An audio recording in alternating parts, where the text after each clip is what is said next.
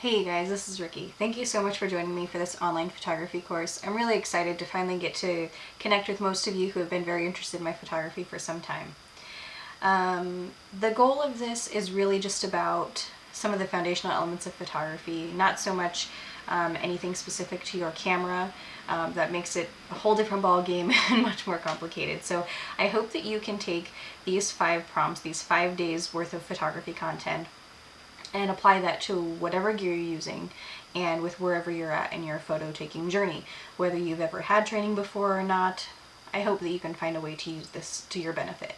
The things we're going to go over are light, composition, white balance and color, editing, and talking about your subject and styling and placing, things like that. Furthermore, I just want to say that you don't have to be creative, you don't have to be a photographer to take good photos or to stretch yourself. But I will say that what you get out of this is solely dependent on what you put into it.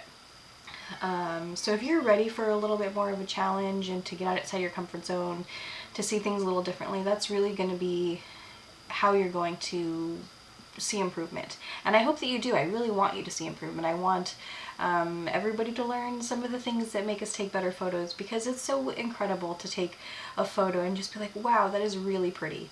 And it starts with light. And you have to really understand how light works and where it comes from, and most importantly, above all, how it's affecting your photo. Light will change the color of things depending on what your light source is and where it's coming from, and there's so many different factors, and I'm going to try to sum them all up for you as simply as possible, just so that we can get through this in a pretty quick period of time. We're looking at about 5 days and introducing 5 different concepts, so there's not a lot of time to work through them, but after these 5 days you can work through these at your own pace, as little or as much as you need. This right now is just putting the thought in your head. So I do want to encourage you and remind you to simply be patient and practice as much as you possibly have time for. Every opportunity that, say, you pull out your phone or your camera and you're going to take a picture, stop yourself and think, how can I take this better? Or let me shoot it this one way and let me try a few others just to see which one turns out best. And that's really all about trial and error. That's how it's going to go. That's how it starts for every single photographer who's ever existed, is that you just have to know that you take a lot of bad photos before you take any good ones.